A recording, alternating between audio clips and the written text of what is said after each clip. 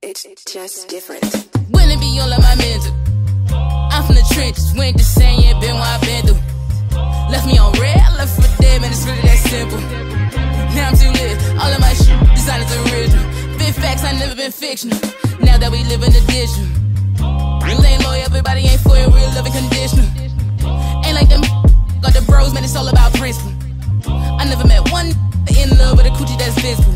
Ass shake, clickbait, no this. What's good, Harrison House guests? It's your girl, Mickey. And I am Stuart. And today what we are bringing you guys is day 25 of our 28 days of celebrating Black excellence. I'm going to be honest with y'all, I am tired.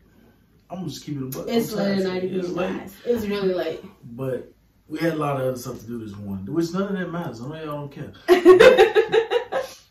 We still was okay, we gotta get these videos. So here we are. Here we are. But like we always say in the beginning of all of these videos, if you guys did not watch our previous video, which is day 24 of our 28 days of celebrating Black excellence, then please pause this video right now. Pause the video.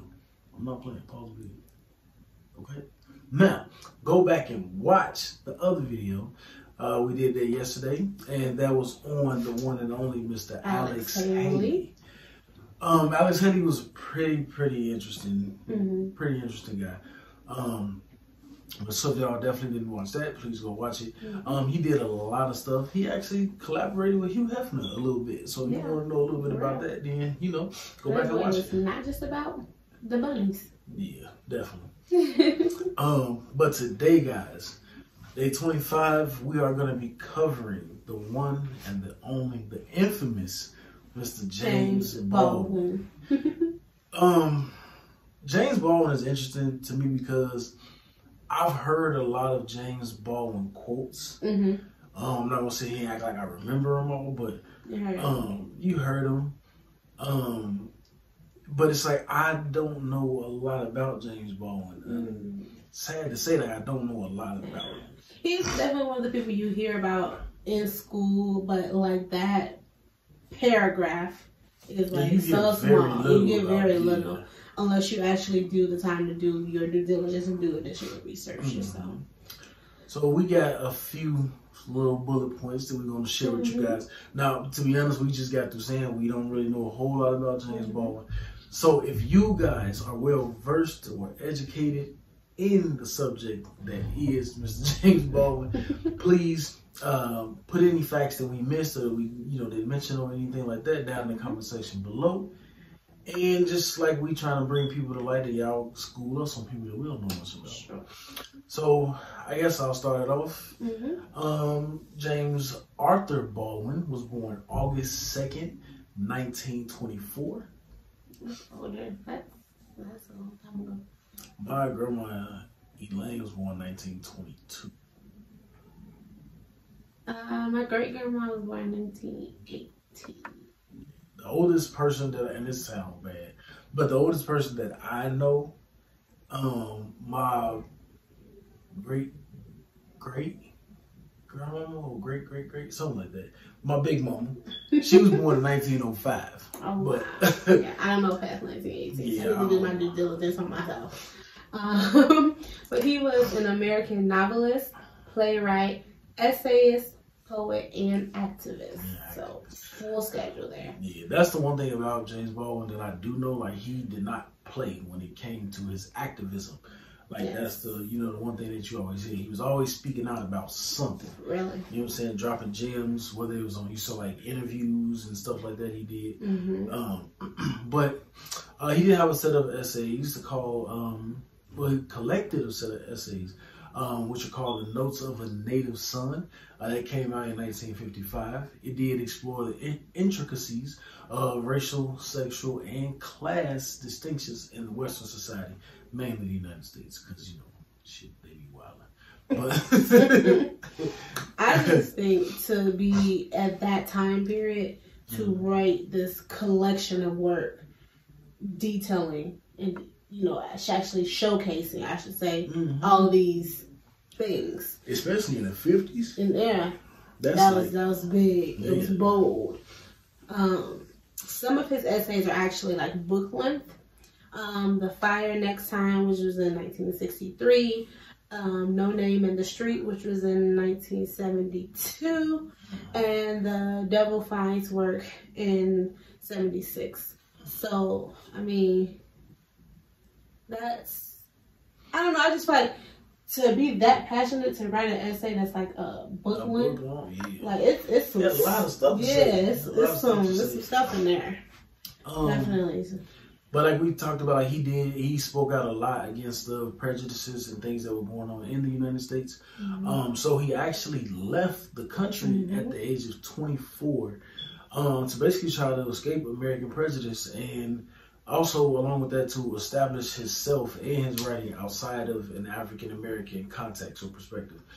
He actually, when he left here, he went to Paris.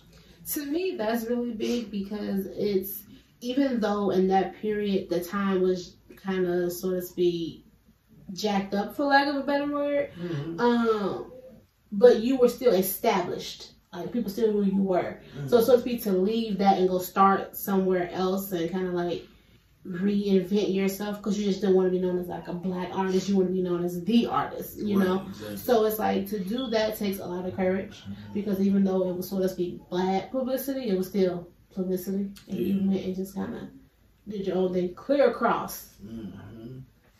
And he remained in Paris for most of his adult life. In 1960s, his third and fourth novels, Another Country and Tell Me How Long the Train's Been Gone, those were experimental works that dealt with like black and white issues. His characters in those were heterosexual and gay and bisexual characters. So talk about really stepping out there and just putting that information, that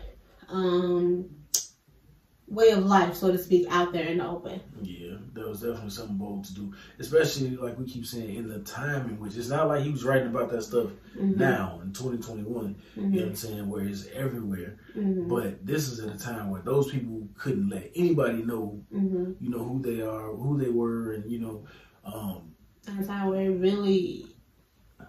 was really like about civil rights. So a lot of issues he faced were not only the civil rights issues, but they were also because he was gay.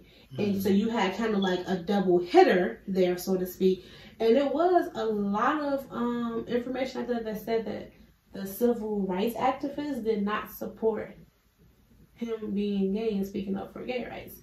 So I thought that was, not saying that the two are necessarily equal, because they're rights for different things. But it is like, okay, at the end of the day, you're still fighting for a cause, you're still fighting for a group of people, a group of, you know what I mean? And I mean, just to keep it a buck, honestly, like, to be at that point in time, to be black and to be gay, it's like, bro, you asking for it. Like, in those times, like, you have to deal with a lot. You know what I'm saying? But to still be strong and come out of it. I mean, yeah, that's definitely an achievement in itself. One of my, in doing this research for this video, one of my favorite facts that we found out was that as a young man, a young gentleman or whatever, James Baldwin, poetry teacher, was actually County Cullen. And for those of y'all who don't know about County Cullen, hey, black child, do you know who you are? Yes. You know what I'm saying? That poem got recited so many times in my childhood. I still have my original poster from second grade when we had to recite. We literally, like, we had this poem, like, it was posted up in our kids' room so that way they could see it every single day. So that was my favorite fact to find out, because, you know, even if it's just, honestly, just for that one poem that I know of County Cullen, but that poem, like, it resonates. It does. You know, in my childhood. It does. You know what I'm saying? Very, very big. Those are childhood assemblies, boy. Yeah. And to know that County Cullen, like, directly influenced James Baldwin. James Baldwin is pretty dope. Unfortunately, on December 1st, 1987, James Baldwin did pass away from stomach cancer. He did, you know, live a very full life. He got a lot of information out there. He definitely was a man that stood for what he believed in. you just definitely let it be known. I really appreciate the fact that he was so bold in knowing who he was and not being ashamed of it. So yeah, it was definitely big. James Baldwin was definitely one of the more bold personalities that we have. Like, I just love the fact that his candor, like he wasn't gonna bite his tongue or his pen or whatever. You know what I'm saying? Like, he was gonna either write how he felt, or he was gonna get on your interview on the stage or whatever the case may be, and let you know how he felt. So for that, in my opinion, the man is legendary. So guys, we hope that you guys really enjoyed this video. Make sure that you guys comment down below any things that you find out, or anything that we may have missed that you want us to make sure we know. Also, like we said, go ahead and go back and watch our video on Alex Haley and any of the other wonderful people we have mentioned on here. Like we said, this is by no means everybody, but just a little tip of the iceberg of some honored people that we feel should be mentioned. So no, I'm not gonna tell you guys who we're covering tomorrow. So I'm gonna save you the trouble even having to say that, babe. Well, since you stole my shine, in the meantime, in between time, we'll catch y'all later. Peace. It's just different. When it be all of my mental, I'm from the trenches, went to saying, been what I've been through. Left me on